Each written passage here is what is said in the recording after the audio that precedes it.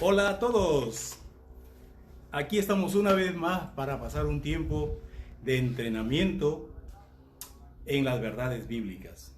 Muy bien, para hoy toca un tema al que le llaman la guerra espiritual.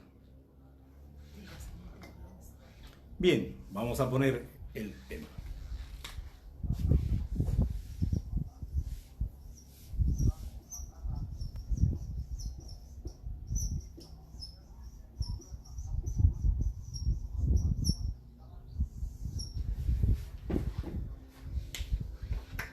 De principio, bueno, ayer me olvidé leer un salmo y hoy quiero, porque los salmos, se dicen de los salmos que son... Has puesto las 20 horas. Equivocado. Bueno, sigue. Bien, no, el día 20 a las 19 horas. A las 20. Ya me he equivocado. Bueno, se dice que los salmos es como la farmacia de Dios, donde podemos encontrar cosas para nuestro alivio, nuestro beneficio, para fortalecernos. Quiero leerles el Salmo 3. Oh Jehová, cuánto se han multiplicado mis adversarios. Muchos son los que se levantan contra mí. Muchos son los que dicen de mí, no hay para él salvación en Dios. Mas tú, Jehová, eres escudo alrededor de mí, mi gloria y el que levanta mi cabeza. Con mi voz clamé a Jehová, y él me respondió desde su monte santo. Por lo tanto, yo me acosté y dormí, y desperté, porque Jehová me sustentaba. No temeré a 10 millares de gente que pusieren sitio contra mí. Levántate, Jehová, sálvame, Dios mío, porque tú heriste a todos mis enemigos en la mejilla. Los dientes de los perversos quebraste. Las salvaciones de Jehová, sobre tu pueblo sea tu bendición. Qué bonito salmo que dice que Dios nos protege, está como un escudo alrededor nuestro, pelea nuestras batallas, porque ese es nuestro Dios, el poderoso en batalla, el Shabaoth, como lo habíamos visto la vez pasada. Y aunque tenemos muchas circunstancias que pueden levantarse en contra nuestra como nuestros enemigos, tenemos a Dios a quien recurrir, y Él nos ayuda a salir adelante y a poder descansar y a dormir confiados. Dios te bendiga a través de esta lectura. Muy bien, hoy día tenemos este tema de la guerra espiritual. Quiero empezar diciéndoles que esta expresión guerra no es la que encontramos en relación a la batalla, al conflicto que tenemos entre el reino de las tinieblas y el reino de la luz, entre los demonios y nosotros que somos hijos de Dios. No nos corresponde utilizar ese término porque guerra es aquella acción que toman dos o más entidades y del resultado de ello hay un ganador, un vencedor y un derrotado o un perdedor. Y en este caso, Cristo ya ha tenido una guerra con Satanás y lo ha vencido. Él está derrotado. Por lo tanto, no nos compete a nosotros entablar una guerra con uno que ya está derrotado. Simplemente lo que tenemos es una batalla, una lucha. Así que podemos decir que guerra es un término que está mal usado. Podría decir el combate, la lucha espiritual. Vamos a ponerle la lucha espiritual, que es también un conflicto entre el reino de las tinieblas y el reino de la luz, al cual nosotros ahora pertenecemos. ¿Qué es eso? Muy bien, vamos en primer lugar a definir esta batalla. Esta batalla es de carácter espiritual. Nuestro oponente, el opositor, el enemigo, es espiritual. La guerra que libramos, no guerra, sino la batalla que libramos con él es de carácter espiritual. Por lo tanto, nuestras armas, nuestras tácticas y armas que usamos también son de carácter espiritual. Por eso encontramos aquí en la lección, en el punto 1, citando a Efesios capítulo 6 y el verso 12, donde dice: porque no tenemos lucha contra sangre y carne, sino contra principados, contra potestades, contra los gobernadores de las tinieblas de este siglo, contra huestes espirituales de maldad en las regiones celestes.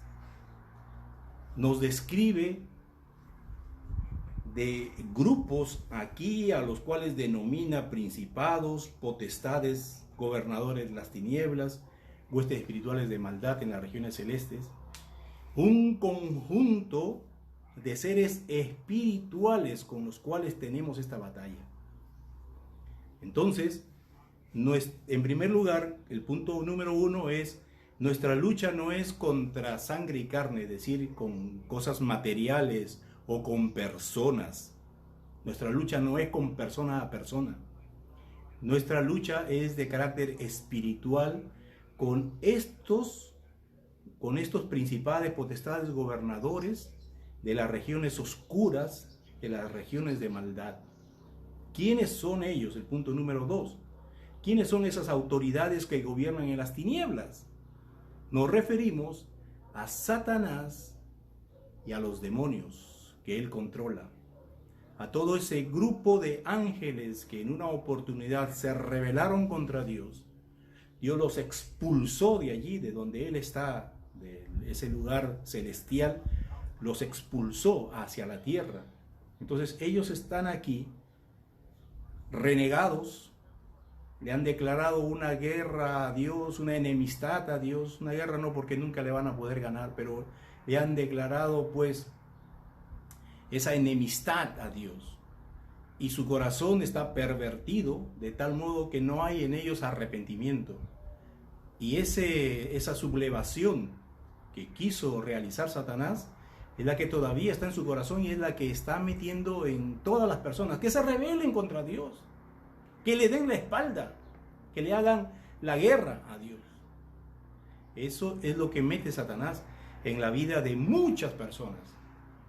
Entonces, tenemos que definir entonces que guerra sí es un término que se emplea en la Biblia en muchas partes, solo que siempre tenemos que recurrir a los términos originales, de dónde proviene tal expresión que encontramos en la Biblia, y ahí nos damos con varias sorpresas, ¿no? Por ejemplo, la palabra guerra, la que determina un triunfador y un vencido, sí se emplea cuando se habla de guerras entre naciones. También se emplea ese término cuando se habla de la guerra de Armagedón. Es una guerra que vendrá en el futuro, que todavía no está, donde lucha Jesús y sus ángeles contra las huestes de maldad. Está la guerra de Gog y Magog, descrita como guerra. La palabra guerra ahí sí viene. También se habla de unos insectos terribles que saldrán de un agujero que se le llama el abismo, producido por un meteorito que caerá a la tierra. Eso está en Apocalipsis, capítulo 9, donde dice que cae pues ese meteorito del cielo, hace un agujero muy profundo y de ahí salen estos seres como insectos con una apariencia terrible, que se le ha dado poder para hacer guerra contra los hombres. Es decir, la semejanza de estos insectos son como caballos que van a la guerra, así fuertes, y torturarán a los hombres por 5 meses, nos dice ahí en Apocalipsis.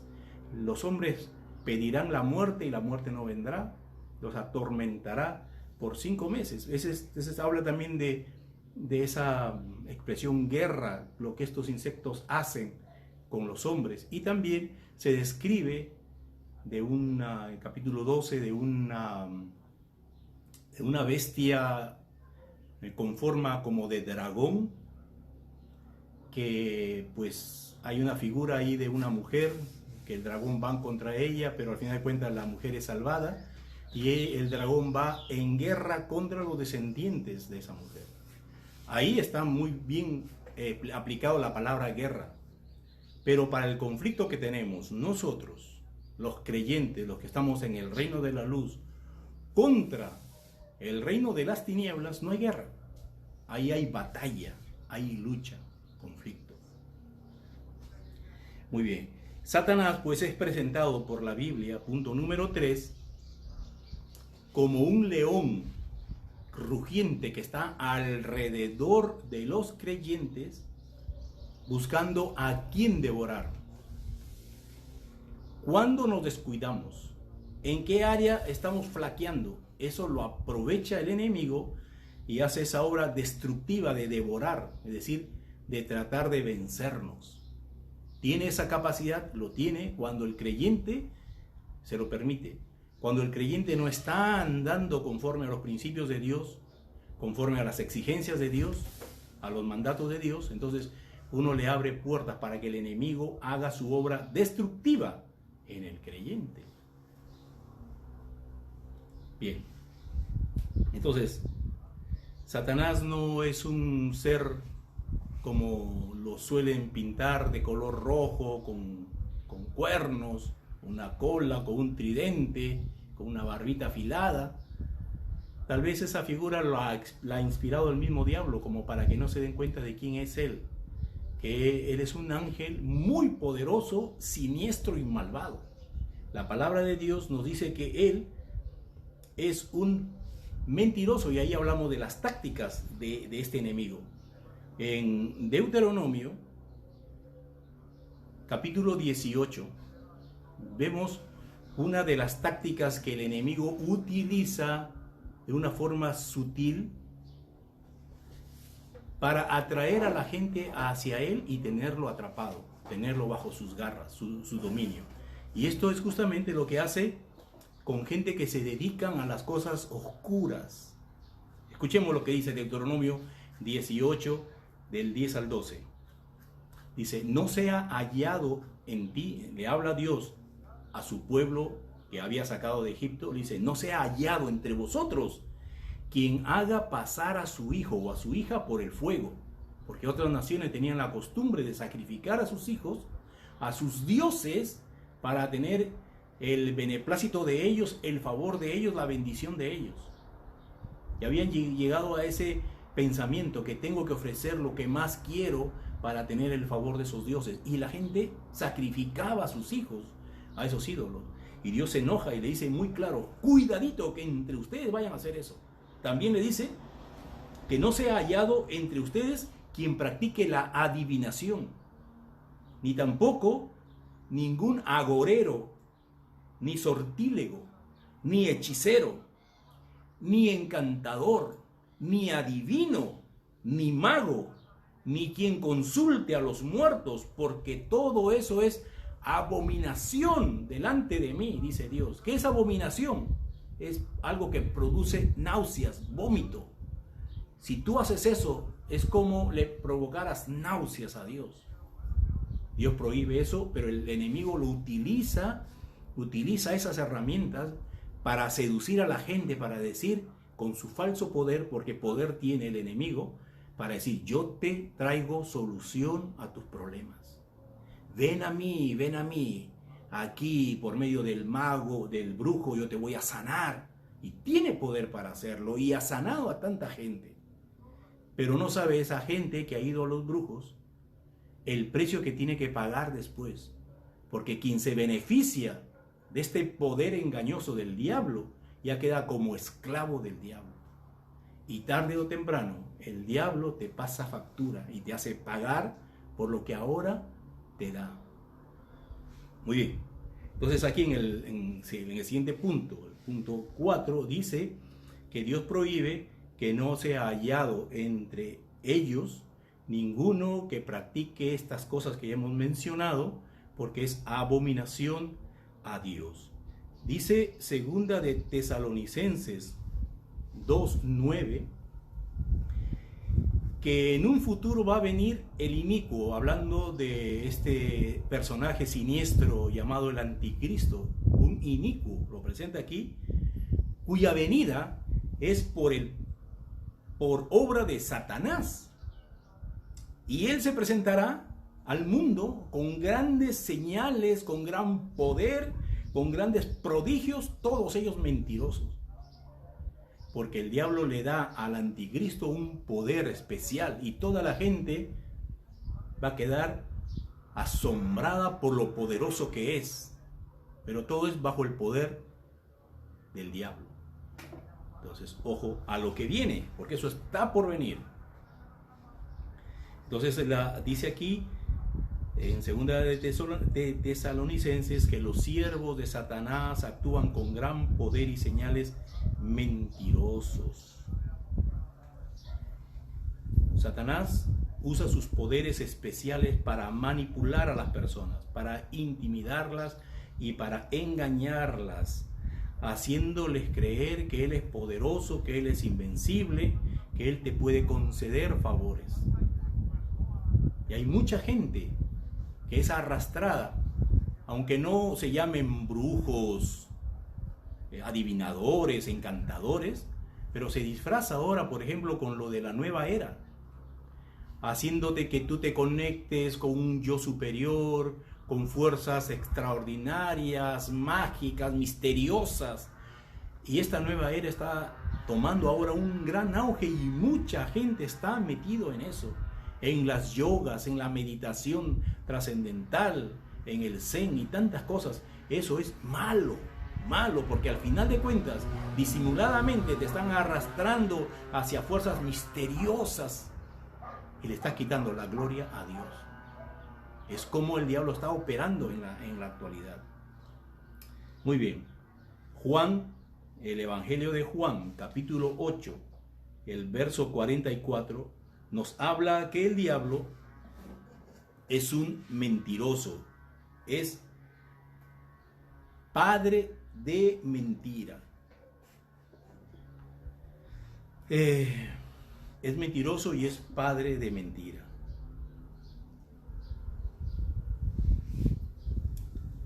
Estamos en una lucha entre la verdad y la mentira. Esto se libra en nuestra mente.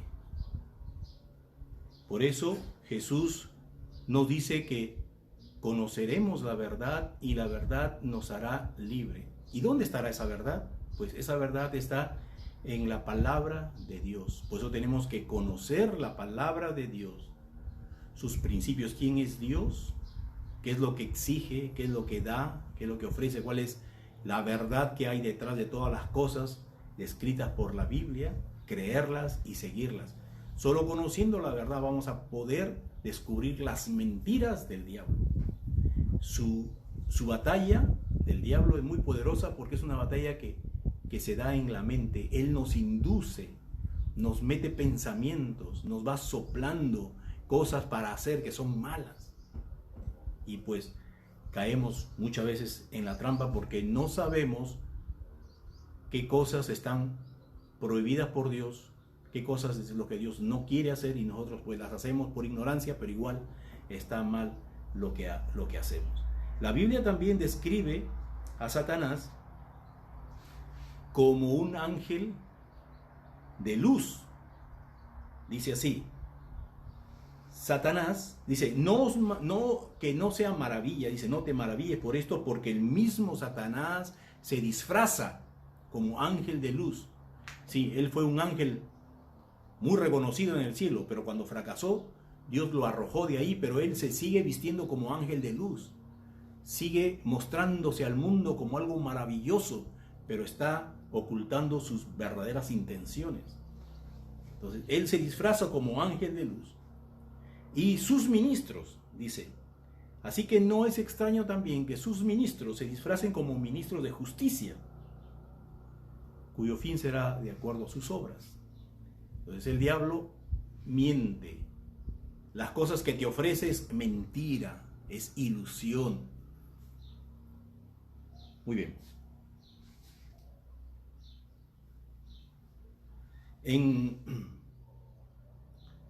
En Apocalipsis, capítulo 12, verso 10, dice el verso: oí una gran voz en el cielo que decía: ahora ha venido la salvación, el poder y el reino de nuestro Dios y la autoridad de su Cristo, porque ha sido lanzado fuera el acusador de nuestros hermanos, el que los acusaba delante de nuestro Dios día y noche. Aquí se describe otra de las tácticas del diablo. Una de estas es acusarnos delante de Dios cuando nosotros cometemos algún pecado, cuando nosotros descuidamos alguna área de nuestra vida. Él inmediatamente se va y empieza a acusarnos. Mira, él ha infringido esto y tú has dicho respecto a eso, has dicho esto. Aplícalo, dale duro. Siempre está acusándonos en cualquier fracaso nuestro, en cualquier pecado. El diablo toma ventaja y va y le hace a recordar a Dios que Él ha dicho que eso está malo y que por causa de eso va a traer castigo. Entonces Él está diciendo, castígalo. Es un acusador terrible. Es otra de las cosas que el diablo hace, nos para acusando. Pero aquí en este verso encontramos que ya ha sido echado fuera, que ya ha sido derrotado el acusador. Bien. Entonces, eso nos dice también a nosotros que si fracasamos, que si pecamos, podemos ir a Dios y pedirle perdón y obtener el perdón completo. Recuerden lo que dice en 1 de Juan 1:9, que si confesamos nuestros pecados a Dios, Él es fiel y justo para perdonarnos y limpiarnos de toda maldad. Dios es fiel y justo para perdonarnos y limpiarnos. Entonces, en base a esto, pregunta: ¿habrá pecados tan grandes que Dios no puede perdonar? ¿Qué respondes? Pues no. Dios es poderoso. Bueno, la sangre de Jesús es tan poderosa que puede limpiar cualquier pecado. Su precio es tan fuerte y tan grande que puede pagar por cualquier pecado. Así que no hay pecado más grande que no pueda perdonar. Sí, se puede perdonar todo. Segunda pregunta dice: ¿es necesario hacer penitencia para recibir el perdón? ¿Qué necesitas tú hacerte a ti mismo para recibir perdón? ¿Así flagelarte, arrodillarte sobre piedritas, hacer sentencias, penitencias? No necesitamos hacer eso. Simplemente confesar nuestros pecados con un genuino arrepentimiento a Dios, y Dios es fiel y justo para perdonarnos y limpiarnos de toda maldad. Y el enemigo no quiere que tú sepas eso, ni que lo uses. Y si tú lo usas, siempre va a venir a tu mente para decirte: no, eso no ha sido perdonado. No, tú eres un pecador y no vas a encontrar, lo que has hecho es feísimo, no vas a encontrar nunca el perdón. Al principio te empieza a inducir al pecado, y una vez que pecas, te acusa. Y si tú arreglas tu condición, él siempre te va a hacer recordar: no, tú siempre fracasas, un pecador, tú nunca vas a llegar a ser un hijo de Dios. El enemigo es terrible y tenemos nosotros que identificarlo, porque tenemos una lucha contra él. Y dice que la gente, en Efesios capítulo 2 y el verso 2, dice que la gente normal en el mundo no se da cuenta de eso. Ni siquiera piensa que está influenciado por el diablo. Y vive su vida normal sin saber que esa normalidad es como una corriente que el diablo ya ha dispuesto para que tú vayas ahí. Si quieras o no, estás en manos del diablo sin darte cuenta. Dice aquí en Efesios capítulo 2, ustedes, antes de ser creyentes, vivían siguiendo la corriente de este mundo, que era conforme al príncipe de la potestad del aire, el espíritu que ahora opera en los hijos de desobediencia. Es la corriente, cómo va el mundo actualmente, en su política, en su economía, en su sistema de salud, en su sistema de ocio, de diversión. Todo está pervertido, contaminado por el diablo, y todo sigue una corriente que el diablo ha organizado el mundo para que así vaya. Y nosotros íbamos normales en esa corriente sin darnos cuenta que estábamos en la corriente del mundo. Pero los cristianos somos creyentes que vamos contra corriente, vamos contra esas cosas, siguiendo lo que Dios dice. Y lo que Dios dice pues es ir en contra de ese viento, de esa corriente. Esa es nuestra posición como creyentes, andar de acuerdo a lo que Dios dice, a lo que Dios manda, y no lo que a este mundo, lo que este mundo rige, lo que este mundo, cómo se mueve este mundo. Muy bien.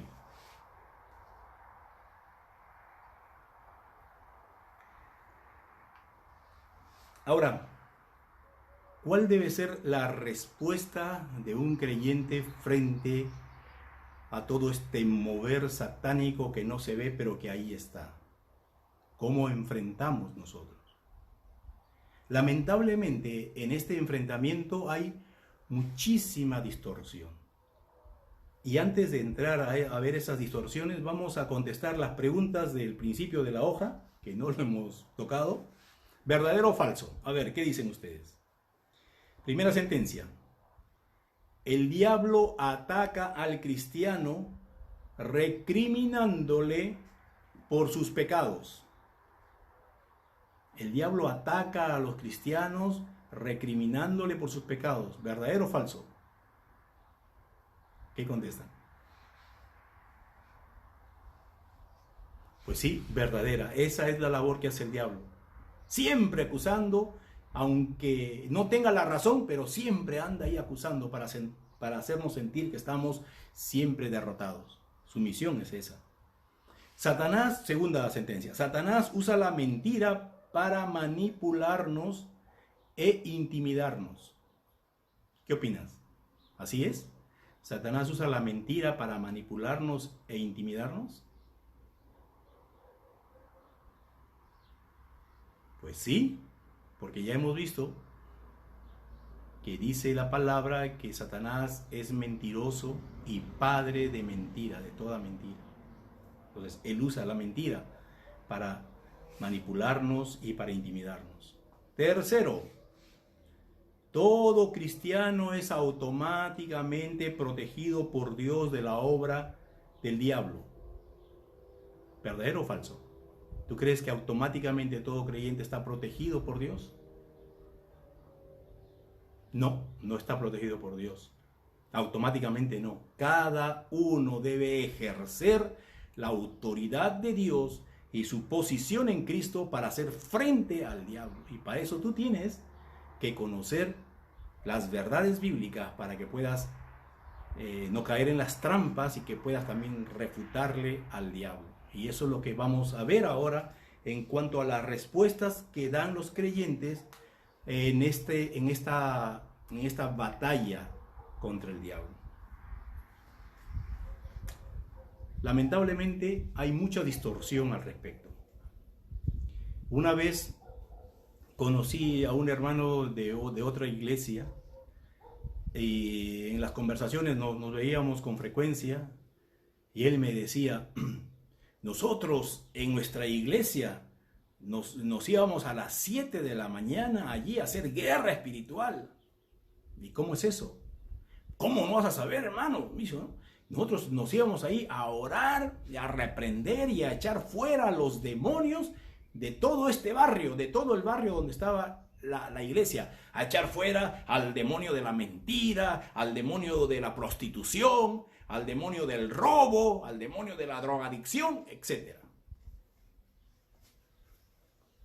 Así que ellos pensaban que estaban haciendo un bien a todo el barrio, porque temprano todos los días se iban ahí a echar fuera a los demonios del barrio. Y yo no tengo inconveniente en que un cristiano ejerza su autoridad para reprender al diablo y echarlo fuera. El problema está en que tú no puedes ir echando el demonio de las personas, que las personas no quieren ser liberadas. Suponte que ahí haya una prostituta o una persona que está en fornicación, adulterio, lo que fuese, pecados sexuales. Y tú oras por ese demonio y lo reprendes en el nombre de Jesús, y ahí tienes la fuerza de los demás hermanos que están también sintonizados en la misma idea, reclamando lo mismo, y el demonio, como tiembla a la voz de Cristo, a la autoridad de Cristo, entonces el demonio que está ahí metido en esa persona se va. Pero esa persona ni siquiera sabe, ni siquiera quiere dejar el pecado, simplemente el demonio se le ha ido, el que lo ataba para seguir en ese pecado se ha ido.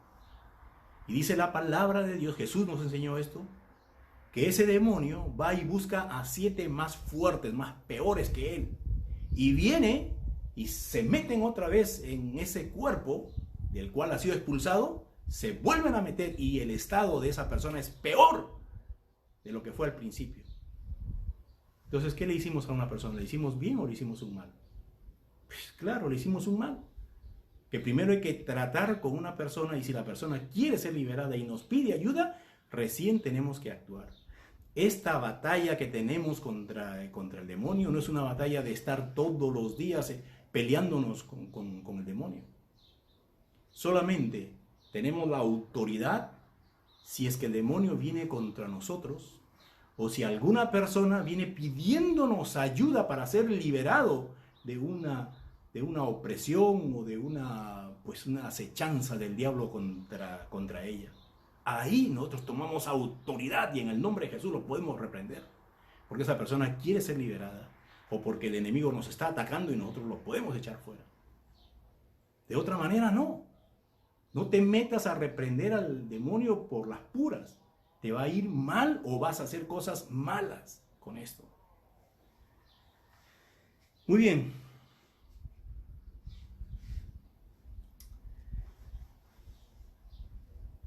En un tiempo visité acompañando a un hermano a una iglesia en la que el líder ahí en la iglesia decía que nosotros tenemos autoridad con la boca, las palabras que decimos crean las cosas en el campo espiritual. Así que decían, vamos a luchar contra el diablo en esta tarde. Así que ahí te va, diablo. Yo voy a formar una granada espiritual. ¡Toma! ¡Pum! Hacía como que arrojaba y soplaba en su micro. Se escuchaba por los altavoces. ¡Pum! Ruidazo. Y todo el mundo, ¡amén, amén! Ya le hicimos explotar una granada al diablo. Después, ahora te vamos a tirar una bomba espiritual. Yo creo una bomba espiritual. ¡Toma, diablo! ¡Pum! ¡Pum! O sea, imagínense cómo hacen estas iglesias que parece chiste, parece broma, pero ellos lo creen y lo practican. ¿Esa es realmente una guerra espiritual? ¿De dónde han sacado que ellos pueden fabricar con sus palabras cosas y espirituales como armas, fusiles, bazucas y así tirarlas a los espíritus? He estado también en otro grupo donde ellos decían que podían, con su boca también, con sus palabras, podían amarrar a los demonios y echarlos al lago de fuego para que se aniquilen, para que desaparezcan. Y sus oraciones eran, yo te ato, te amordazo, te ato con cadenas de hierro y te tiro al abismo, te arrojo al lago de fuego. Sus oraciones siempre iban así. Porque eso les enseñan ellos, que creen que porque uno dice, yo te ato con cadenas de hierro, y el diablo ya no puede salirse porque ¿qué cadenas de hierro? Y todavía arrojarlos al lago de fuego, un lugar que no está estrenado. La palabra de Dios dice que en el futuro, ahí arrojará pues al anticristo, al demonio, pero en un futuro, todavía un futuro lejano. Pero la gente se inventan este tipo de cosas y lógicamente pues los que están alrededor, los incrédulos, se ríen y se burlan.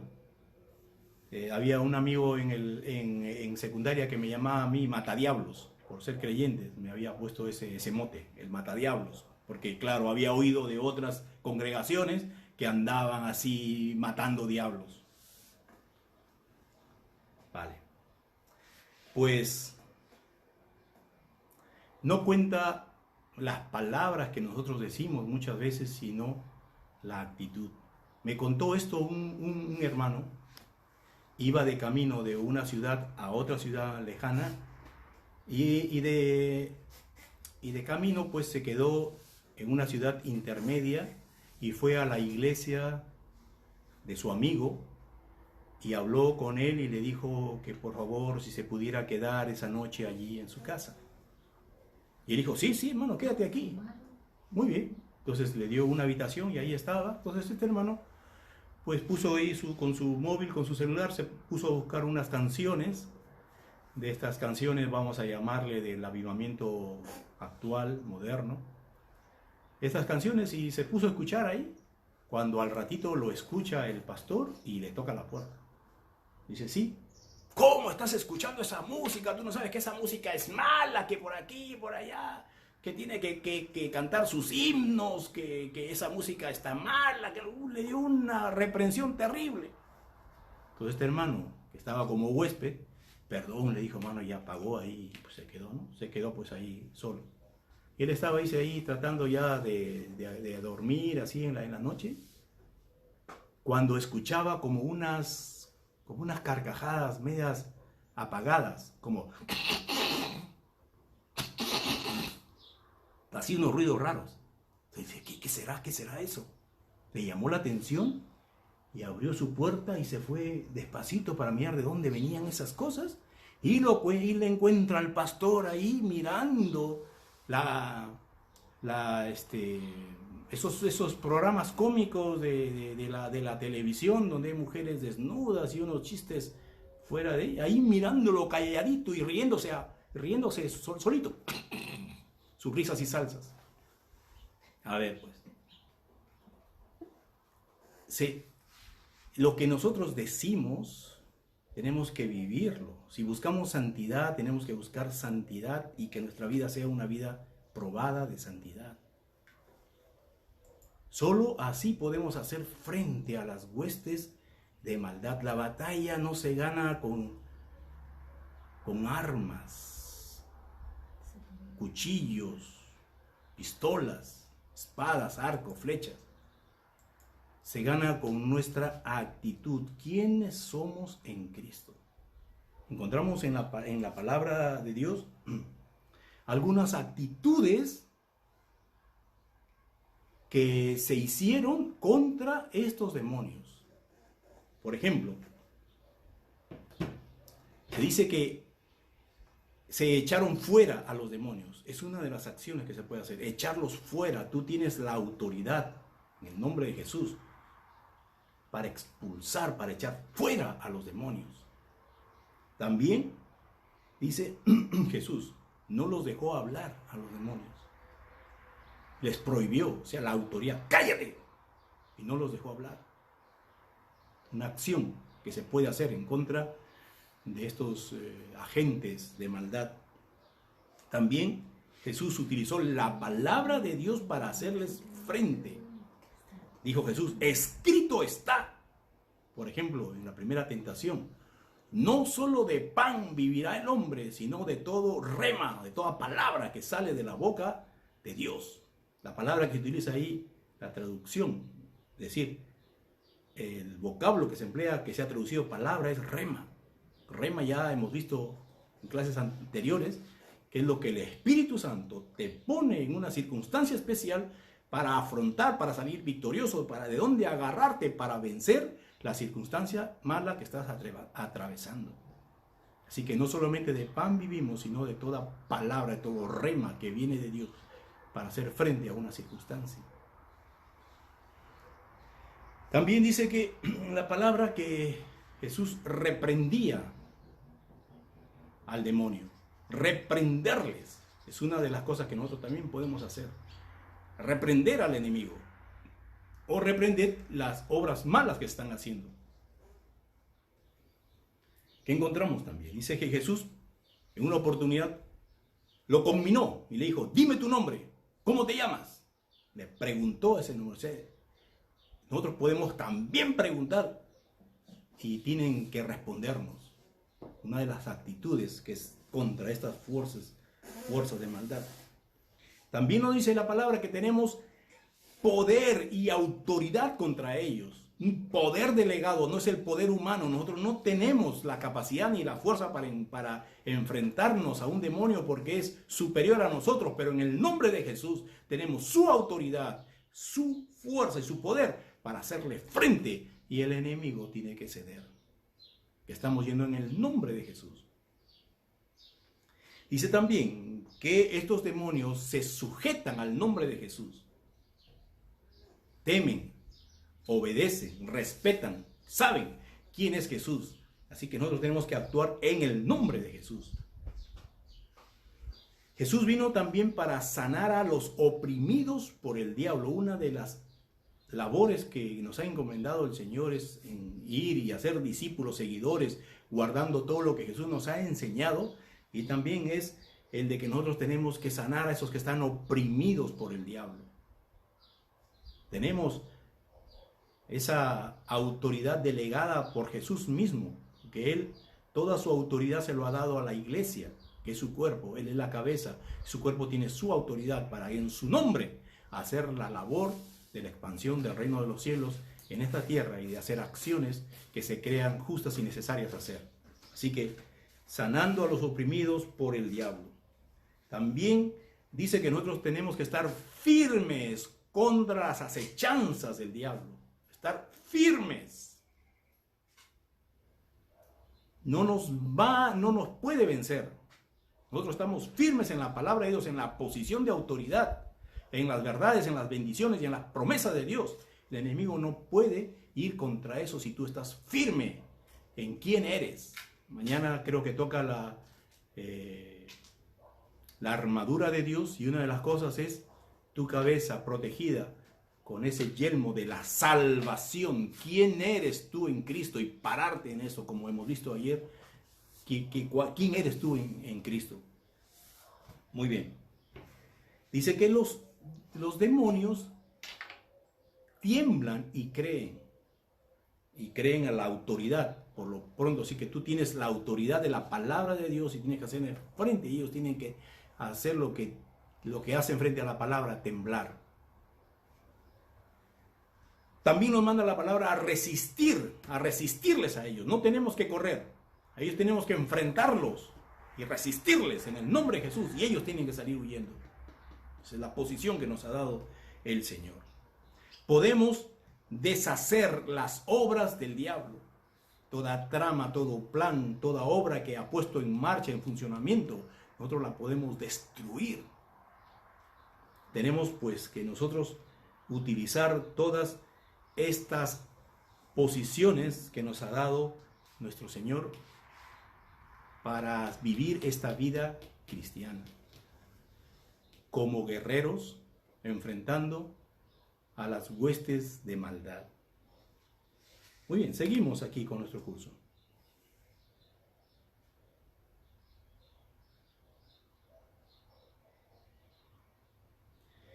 ¿Cuál es la confianza que el creyente tiene de hacerle frente a estos demonios, a Satanás y a sus huestes? Dice, aunque Satanás trate de adueñarse de nosotros, nosotros no le pertenecemos al diablo. Colosenses 2:15 dice que Jesús en la cruz los ha despojado, despojando a los principados, a las potestades, los ha exhibido públicamente y ha triunfado sobre ellos en la cruz. Para el diablo fue un triunfo, pensó el diablo, un triunfo haberlo crucificado a Jesús. Pensó que lo había vencido, que lo había derrotado, que había hecho fracasar el plan por el cual Dios envió a su Hijo aquí en la tierra. Él no conocía, el diablo no conocía cuáles eran los planes de Dios. Todo esto era un misterio para los hombres y para los ángeles, y también para los demonios.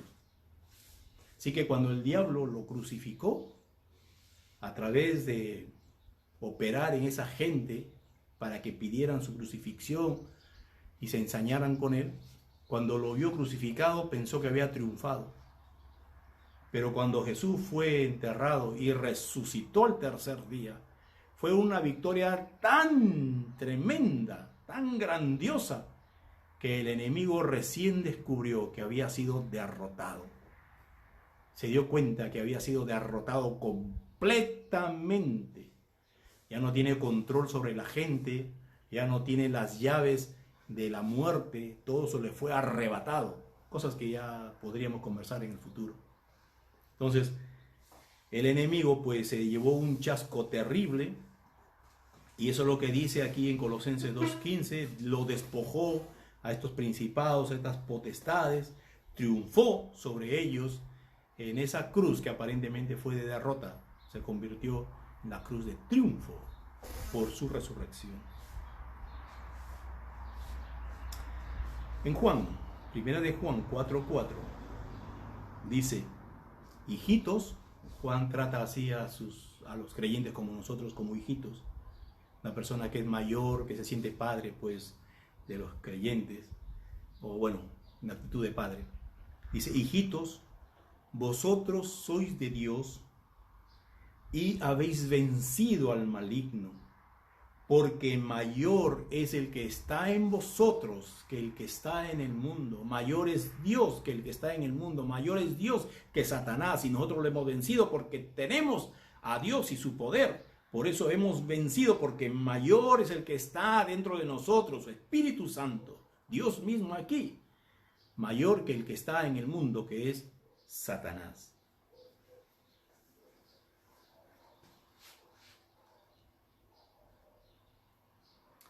Otro verso.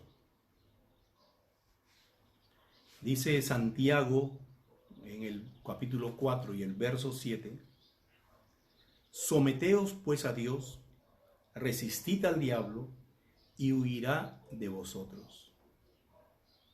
¿Qué nos dice aquí la palabra?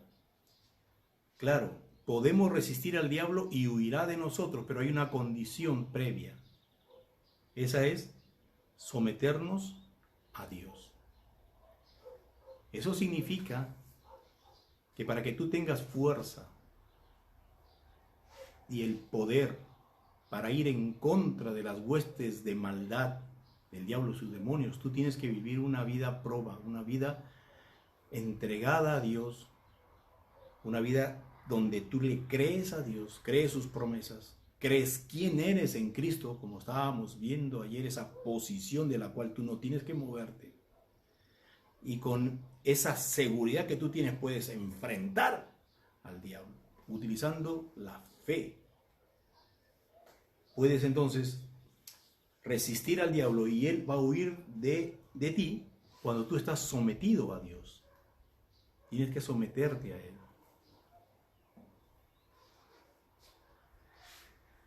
Bien. Segunda de Corintios, capítulo 10. Segunda de Corintios, capítulo 10, el verso 3 al 5 dice lo siguiente: pues aunque andamos en la carne, no militamos según la carne. Es decir, andar en la carne no significa que está andando en los deseos perversos y malignos de la carne, sino vivimos esta vida humana. Vivimos en la carne, tenemos necesidad de trabajar, de descansar, de comer. Vivimos en la carne. Dice, aunque vivimos en la carne, no militamos según la carne, porque nuestro enemigo no es según la carne, no es una persona de carne y hueso con la que tenemos que pelear. Dice, no militamos según la carne. Y dice, porque nuestras armas, las armas de nuestra milicia, para este combate, para esta guerra, nuestras armas no son carnales, sino son poderosas en Dios para la destrucción de fortalezas. Nuestras armas son espirituales, poderosas en Dios para la destrucción de fortalezas. Tenemos la misma arma que usó Jesús para derrotar al diablo cuando le tentó. Era las verdades de Dios. Cada vez que el diablo le tentaba, en esas 3 ocasiones, cuando le tentó con 3 cosas, Jesús citó la palabra de Dios. Escrito está. No solo de pan vivirá el hombre, sino de toda palabra que sale de la boca de Dios. La segunda vez. Escrito está. A tu Dios adorarás y a Él solo servirás. Bueno, le he dicho en otro orden. Escrito está que no tentarás a Jehová tu Dios. Él citaba la palabra de Dios para hacerle frente al diablo. O sea, verdades de Dios se las tiraba al diablo. Y el diablo pues quedaba sin recursos. Nosotros también tenemos la palabra de Dios para utilizarla y desarmar al diablo. Hemos dicho que Jesús le venció a Satanás en la cruz. Esa guerra la ganó Jesús. Esa es una guerra donde hay un vencedor y un vencido. Jesús es triunfante. El diablo ya está derrotado. Le quitó sus armas. El diablo está sin armas. Sin embargo, el creyente le da armas para que nos ataque. Y una de las armas es la ignorancia. Desconocer cuál es nuestra posición en Cristo es una arma que el diablo aprovecha para atacarnos. El no conocer las verdades de Dios, el no querernos enterar es una arma. Ya sabes que la palabra de Dios dice que por falta de conocimiento su pueblo fue destruido, fue llevado cautivo por falta de conocimiento. Y el diablo opera de la misma forma. Creyentes que no saben las verdades de Dios, que no saben la dirección de Dios que da en su palabra, sus verdades, sus principios, sus normas, que no lo saben, que lo desconocen, entonces no lo pueden usar, y el diablo se aprovecha de eso, de nuestra ignorancia, para atacarnos también y querernos destruir. Aunque él está vencido, él ya sabe que está vencido, pero no deja de fastidiar al creyente, no deja de estar acechándolo, y el creyente tiene que vivir una vida recta para que el enemigo no tenga por dónde entrar y hacernos daño. Si nosotros mentimos, es una puerta abierta. Si robamos, si caemos en pecados sexuales, si caemos en la mentira, en la difamación, en los celos, en la ira, en la contienda, en la vanagloria, todas son puertas que el diablo utiliza para atacarnos, y por estar nosotros en esos pecados, estamos debilitados para hacerle frente al diablo. ¿Por qué? Porque al cometer pecados nos estamos más bien aliando con el diablo. El creyente tiene que vivir una vida correcta para poder tener poder de Dios, para hacer frente contra toda acechanza del maligno.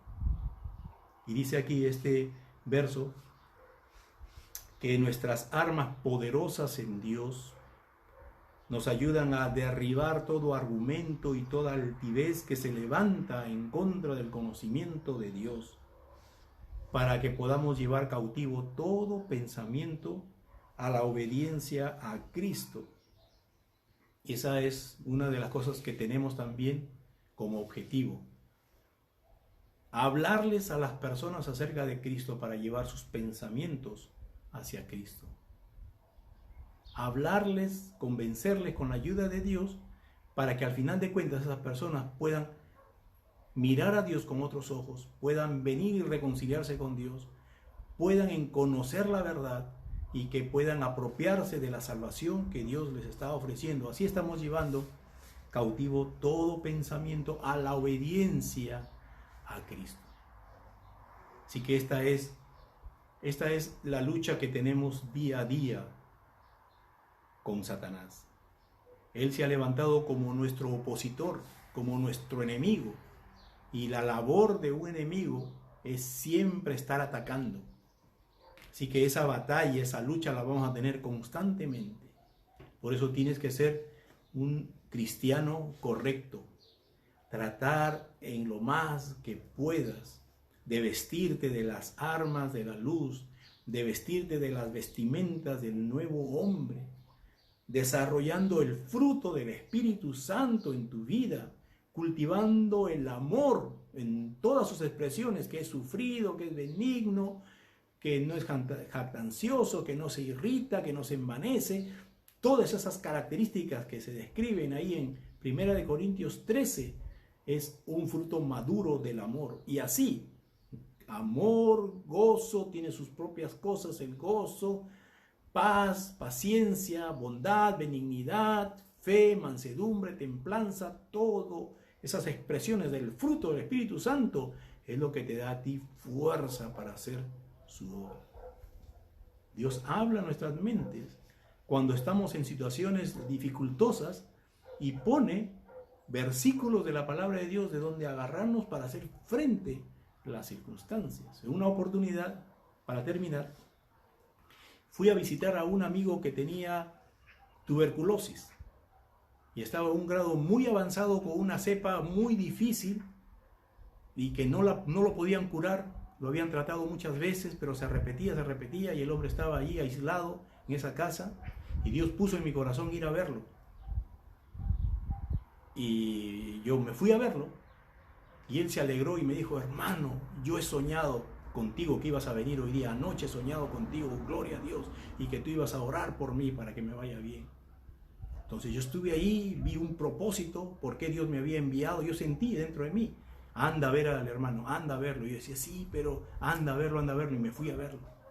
Y después que estuve conversando con él más de 1 hora metido en ese cuartito, él tosiendo y tenía todas esas cosas, alguien de ahí me dijo: ¿por qué te has metido en ese lugar? Uy, tú no sabes dónde te has metido, que uy, ahora sí vas a llevar eso a tu familia, a tus hijos. Mis hijos eran pequeños.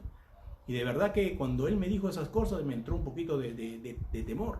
Cuando ya me despedí y me iba, y yo preocupado por esa palabra que me había sembrado, yo le dije: Señor, ayúdame. Y ¡blum!, vino otra palabra de parte de Dios que me dijo: aunque andes en sombra de valle de muerte, yo estaré contigo. Clarito se me vino ese verso, como si alguien me lo leyera. Yo dije: gracias Dios, tú me has enviado acá y tú me confirmas ahora que aunque yo ande en medio de esta pestilencia, de esta enfermedad, yo no tengo nada que temer. Y ahí estoy, sano yo, mi esposa y mis hijos. Entonces Dios habla a nuestro corazón, nos da una palabra de qué agarrarnos y enfrentar las circunstancias de la vida, y también para salir adelante frente a los ataques del enemigo. Dios te bendiga, te dé fuerzas y te dé siempre la victoria, porque la victoria es nuestra. Recuerde que somos más que vencedores en Cristo Jesús. Condición: tienes que vivir una vida justa, recta. Nada por el cual el enemigo te puede censurar. Recuerda que cuando tú estás mal, el enemigo te conoce y va a sacar. Tú vas a venir a mí si tú eres así, asá, has estado en esto. Te saca a la luz cosas, te avergüenza y te quita toda la autoridad. Eso es lo que hace el enemigo. Pero si tú estás en una justa comunión, confesando tus pecados a Dios, tienes que tener la plena certeza que Dios te perdona y te limpia, y el enemigo no tiene que hacerte recordar. Es el único que te hace recordar. Bueno, el único, y los hombres también te hacen recordar tu pasado, pero con Dios estás perdonado, y eso es lo que debe importar y valer para ti, que estás perdonado por Dios, y comportarte así, libre de culpa, y seguir para adelante. Dios te dé la victoria en todo momento y te bendiga. Nos vemos mañana. Hasta luego.